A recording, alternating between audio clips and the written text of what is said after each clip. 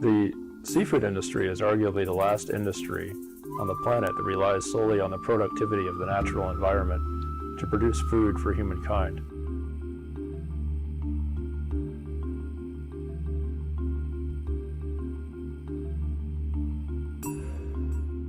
My name is Merrick Burden. I'm the Executive Director of the Marine Conservation Alliance. My name is Steve McLean. I'm the Protected Species Coordinator for the North Pacific Fisheries Management Council.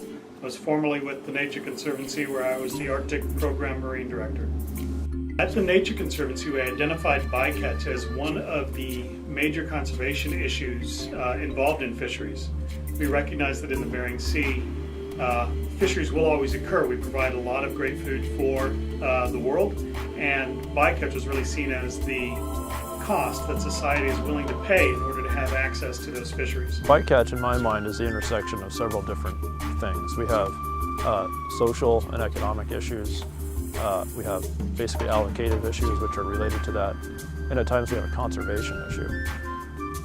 All of those things matter a great deal. We looked for ways that we could work together with industry to really address this global problem.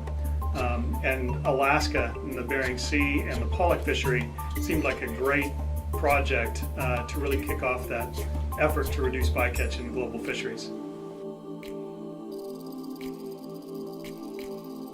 The Alaska fishing industry has gone through a cultural shift because of the implementation of these types of institutions.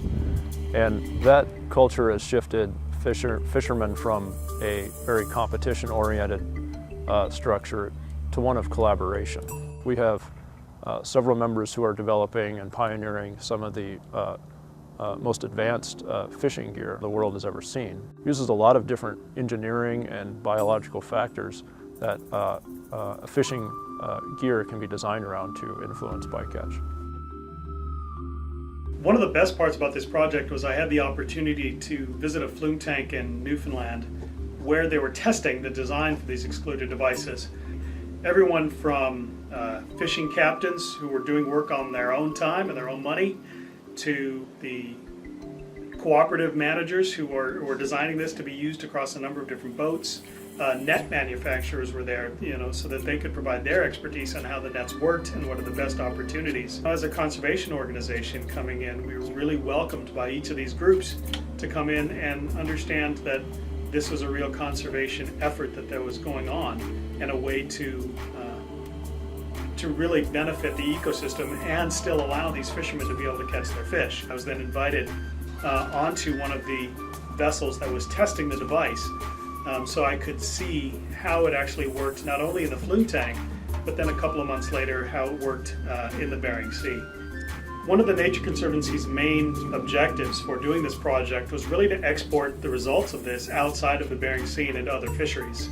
We know that bycatch is a global concern, and when Bering Sea fisheries can take the leading role in finding collaborative ways and imaginative ways to reduce bycatch, we can then export that outside of the Bering Sea, outside of Alaska, outside of North America. That cultural shift really enables the industry to take on some of these things and do things in a thoughtful manner. And I think that matters. And it's a big difference from how things have been done in the past.